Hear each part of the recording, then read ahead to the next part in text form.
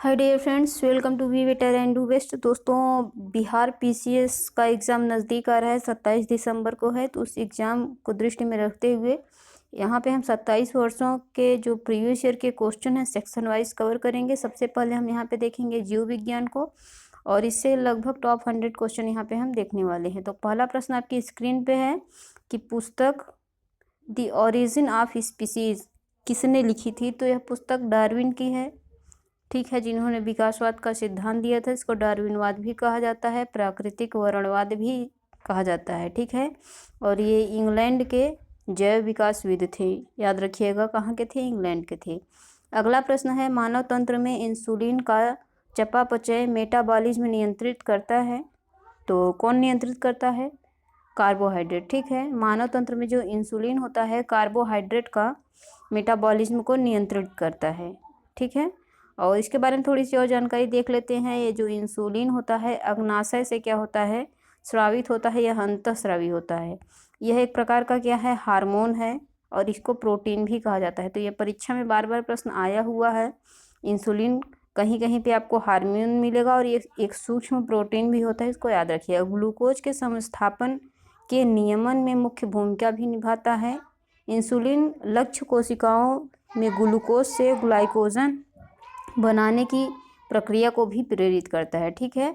और glucose carbohydrate का ही एक स्वरूप होता है। जब भी हम कार्बोहाइड्रेट ग्रहण करते हैं तो उसका क्या होता है, पाचन होता है, किस में होता है, ग्लूकोज में होता है, जिसको आप ध्यान रखिएगा। चलिए तीसरा नंबर प्रश्न देख लेते हैं कि निम्नलिखित में से एंटीबायोटिक है तो कौन कौन एंटीबायोटिक है। पेनिसिलिन, पैरासीटामोल, एस्पिरिन या सल्फाडायाजिन। तो इसमें पेनिसिलिन और सल्फाडायाजिन दोनों हैं, तो इसलिए ऑप्शन यहाँ पे ई करेक्ट होगा, क्योंकि दो ऑप्शन सही हो रहे हैं, ठीक है। तो इसको आप लोग देख लीजिएगा। अब यहाँ पे देखिए, जो एंटीबायोटिक का उपयोग होता है बैक्टीरिया जनित रोगों के उपचार के लिए भी किया जाता है, इसको आप याद रखेंगे। निम्नलिखित में से कौन सा मुख्य कार्बोहाइड्रेट है। तो सबसे ज़्यादा कार्बोहाइड्रेट किससे मिलता है, आप भोजन करते हैं तो भोजन में ऐसा कौन सा पदार्थ होता है जिसमें मिलता है, तो चावल में, ठीक है। गेहूं से ज़्यादा चावल में मिलता है कार्बोहाइड्रेट, तो सबसे ज़्यादा इसी में मिलता है, इसको आपको ध्यान रखना है। बाकी इसमें बहुत ज़्यादा याद करने की ज़रूरत नहीं है। कीट संवर्धन क्या है।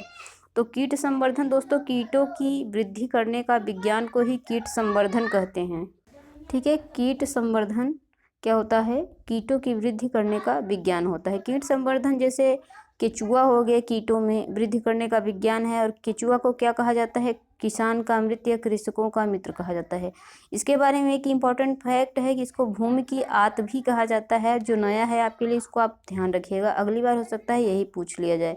केचुआ, ठीक है, केचुआ खाद या वर्मी कंपोस्ट पोषक पदार्थों से भरपूर होता है। तो क्या क्या होता है, खाद और वर्मी कंपोस्ट पोषक पदार्थ पाए जाते हैं केचुए में, आपको इसको ध्यान रखना है। जेनेटिक्स निम्न में से किसका अध्ययन है। तो जेनेटिक्स आनुवंशिकता और विचरण का अध्ययन है, इसको आपको ध्यान रखना है। इसमें बहुत कुछ जानने की ज़रूरत नहीं है, बस इतना आप याद रखिएगा। और थोड़ा सा देख लीजिए, जेनेटिक्स जीव विज्ञान की वह शाखा है जिसके अंतर्गत जीवधारियों में जीनों, आनुवंशिकता और विचरण का अध्ययन किया जाता है, ठीक है। इसमें क्या होता है, विभिन्न विभिन्नताएं पाई जाती हैं। जो जीव होते हैं अलग अलग, इन परिवर्तनों को उत्परिवर्तन कहते हैं, ठीक है।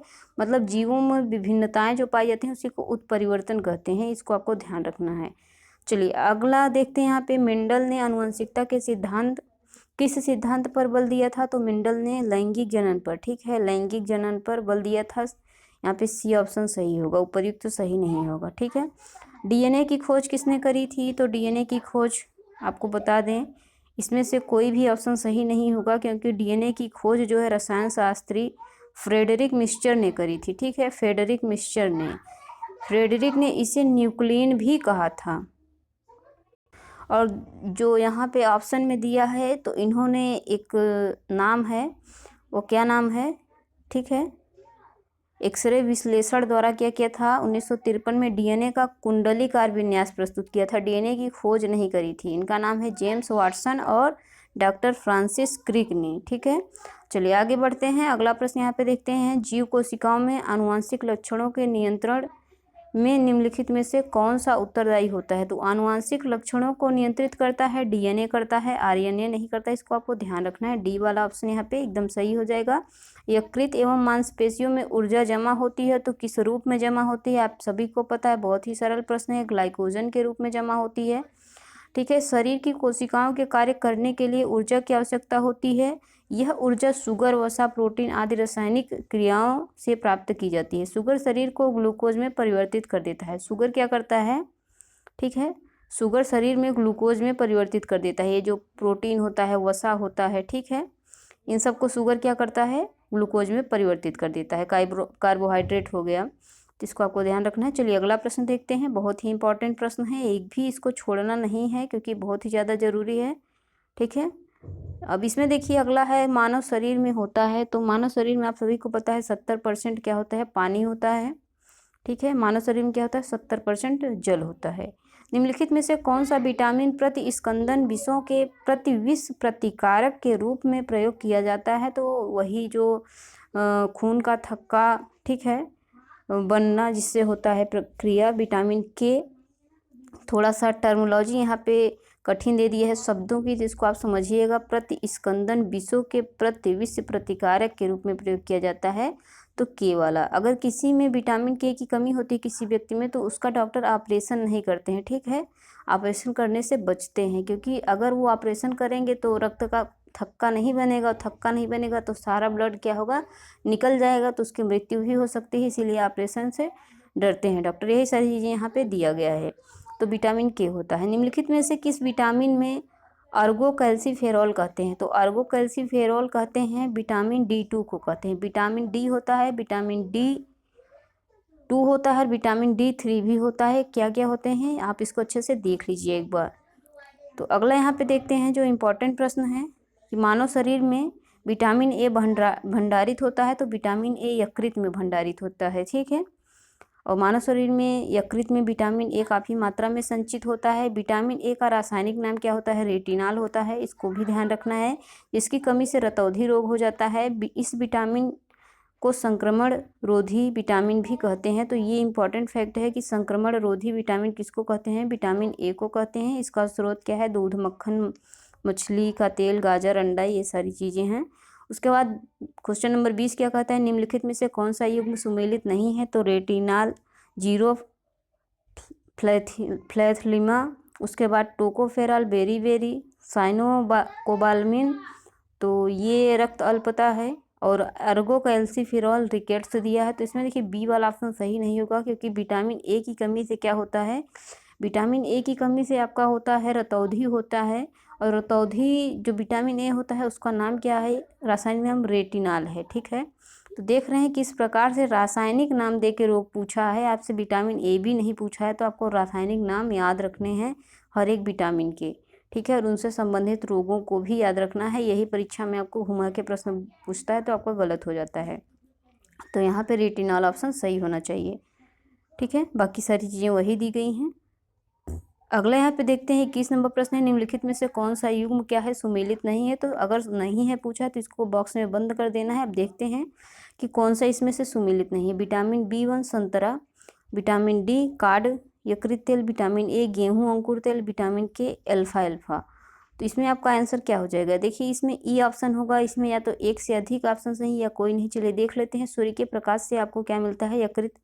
सूर्य के प्रकाश और यकृत जो तेल होता है उसमें विटामिन D से मिलता है। तो आपका बी वाला तो सही हो गया, बी वाला ऑप्शन सही हो गया। नेक्स्ट यहाँ पे देखते हैं विटामिन ई का प्रमुख स्रोत क्या होता है? अल्फा होता है, अल्फा। ठीक है, विटामिन ए का प्रमुख स्रोत क्या है? गेहूं का अंकुर तेल। तो ई में अंकुर का तेल दिया है।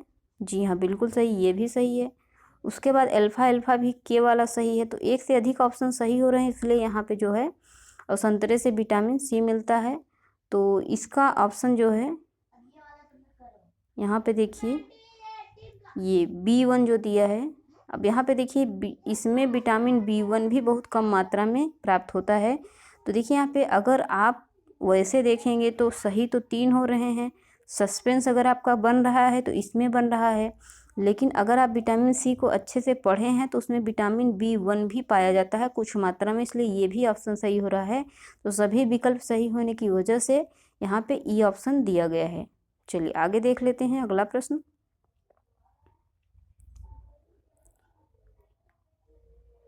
बाईस नंबर प्रश्न है कि जिस विटामिन में कोबाल्ट पाया जाता है B12 होता है। सभी आप पढ़ चुके हैं, इसमें कुछ अलग से है नहीं। अगला यहाँ पे देखिए, एक स्वस्थ वयस्क मनुष्य में रक्त की कुल परिणाम होता है। ठीक है, एक स्वस्थ मनुष्य है तो रक्त कितना होना चाहिए उसके शरीर में? 5 से 6 लीटर होना चाहिए। और ये हाइट और एज के हिसाब से भी निर्भर करता है कि आपका भार, सॉरी हाइट नहीं, भार के हिसाब से। ठीक है, भार का 1/13 कितना? ठीक है, मनुष्य शरीर के भार का 7 से 8%। ठीक है, 7 से 8% जो होना चाहिए रक्त होना चाहिए। अगर कोई व्यक्ति 70 kg का है तो उसके शरीर में 5 से 6 लीटर क्या होना चाहिए? रक्त होना चाहिए। ठीक है, जो संपूर्ण शरीर के भार का कितना होना चाहिए? 1/13 भाग होता है। यहाँ पे देखते हैं 24 नंबर प्रश्न क्या कहता है, इसमें से रक्तदाब का मात्रक कौन सा है? तो रक्तदाब स्फिग्मोमैनोमीटर। तो रक्तदाब मतलब क्या होता है? ब्लड प्रेशर किससे मापा जाता है? स्फिग्मोमैनोमीटर। सबसे हाई क्या होता है? 120 होता है, और लो क्या होता है? 180 के नीचे। हाई 120 के ऊपर और लो 180 के नीचे, इसलिए जो है औसत रक्तचाप क्या बताया गया है? 120/80 बताया गया है। ठीक है, इसको आपको याद रखना है। दूसरी जो सबसे इम्पोर्टेंट चीज़ याद रखनी है कि पहले प्रकुंचन दाब, ठीक है, पहले को प्रकुंचन दाब और दूसरे को क्या कहते हैं? प्रसरण दाब। अब देखिए इसमें कौन सा प्रसरण है, कौन सा प्रकुंचन है? तो 120 जो है वह क्या है? प्रकुंचन है। 120 प्रकुंचन है, और जो यहाँ पे 80 है ये क्या है? प्रसारण है। तो प्रकुंचन प्रसारण याद रखिएगा। पहले प्रकुंचन मतलब 120/80 है, तो 80 क्या है? प्रसरण है, प्रसारण दाब है। तो ये प्रकुंचन दाब, ये प्रसारण दाब आपको याद रखना है। और यंत्र क्या होता है? स्फिग्मोमैनोमीटर। ये बार बार परीक्षा में पूछा जाता है, इसलिए आपको समझाया जा रहा है। विक के प्रति मिनट औसत रक्त प्रवाह क्या होता है? तो ये 1200 cc होता है। ठीक है, 2015 की परीक्षा में पूछा गया प्रश्न है। वृक्क मानव शरीर की एक महत्वपूर्ण अंग होता है। इसका मुख्य कार्य होता है रक्त की शुद्धि के साथ शरीर से विषाक्त पदार्थों को मूत्र के माध्यम से बाहर निकालना। तो शरीर में जो भी अशुद्ध या विषाक्त पदार्थ होते हैं तो उनको मूत्र के माध्यम से क्या करता है? बाहर निकाल देता है। ये इसका कार्य होता है। मानव वृक्क प्रतिदिन लगभग 15 लीटर रक्त शुद्ध करता है। कितना? 1500 लीटर रक्त शुद्ध करता है, तथा इसका लगभग 1/5 लीटर मूत्र में तब्दील कर देता है। वृक्क से प्रति मिनट 1200 cc रक्त प्रवाहित होता है। तो इसको आपको याद रखना है। ठीक है, इंसुलिन क्या है? तो इंसुलिन आपका प्रोटीन है, क्योंकि यह एक सूक्ष्म प्रोटीन होता है। कहीं भी पूछेगा तो क्या है यह? इंसुलिन क्या है? इंसुलिन हार्मोन्स भी। अगर यहाँ पे हार्मोन दिया होता, ठीक है, हार्मोन्स दिया होता तो यहाँ पे हार्मोन्स ऑप्शन सही हो जाता। अगर हार्मोन्स नहीं दिया है तब प्रोटीन आप लगा सकते हैं, लेकिन हार्मोन्स और प्रोटीन दोनों दिया है तो या तो दोनों होंगे। अगर दोनों ऑप्शन नहीं दिया है तो फिर आप हार्मोन्स को सिलेक्ट करेंगे। ठीक है, मानव शरीर में कौन सा हार्मोन्स है? वही है इंसुलिन के बारे में बताया गया है। निम्नलिखित में से कौन सा हार्मोन स्तन ग्रंथियों से दुग्ध स्राव होने में महत्वपूर्ण भूमिका निभाता है? तो ये ऑक्सीटोसिन है। आप अगर विलेज एरिया से हैं तो थोड़ा सा आपको पता होगा कि जो गाय भैंस होते हैं, दुधारू पशु होते हैं, कभी कभी क्या होता है कि उनका दूध निकालने के लिए एक इंजेक्शन का प्रयोग किया जाता है। तो उसमें ऑक्सीटोसिन इंजेक्शन का ही प्रयोग किया जाता है। ठीक है, इसको ध्यान रखना है। इसको आप पढ़ना चाहते हैं तो पढ़ सकते हैं। क्या करता है? स्तनों की पेशियों को सिकोड़कर दुग्ध उत्क्षेपण को क्या होता है? बढ़ाने का काम करता है। ठीक है, इसको आपको अच्छे से याद रखना है। और एक काम क्या करता है, जैसे कि जब शिशु का जन्म होता है, ठीक है, तो यह हार्मोन गर्भाशय को सामान्य अवस्था में लाने और शिशु द्वारा दुग्धपान करने में समय मतलब वही वो जब दुग्धपान करता है तो जो स्तनों की पेशियां उनको सिकोड़ कर मदद करता है, उत्क्षेपण को बढ़ा देता है। ठीक है, गर्भाशय को सामान्य अवस्था में ला देता है, मतलब कि जब भी डिलीवरी के पश्चात। तो इतना आपको याद रखना है। 29 नंबर क्वेश्चन क्या कहता है, निम्नलिखित में से किस हार्मोन में आयोडीन मिली होती है? तो किसमें मिली होती है? इसमें देखिए या तो एक से अधिक होंगे या कोई नहीं होंगे। चलिए व्याख्या देख लेते हैं इसकी सबसे पहले। तो देखिए थायरॉक्सिन हार्मोन में आयोडीन मिला होता है। ठीक है, पहला तो थायरॉक्सिन हो गया, और उसके बाद और क्या ऑप्शन में था एक बार फिर से देख लीजिए। तो इसमें ये 2 ऑप्शन हो जाएंगे। ठीक है, सी वाला ऑप्शन। तो तो इस व्याख्या को आप अच्छे से पढ़ लीजिएगा, ठीक है। चलिए अगला प्रश्न देखते हैं। प्रकाश संश्लेषण होता है तो क्लोरोप्लास्ट में होता है। क्लोरोप्लास्ट क्या होता है?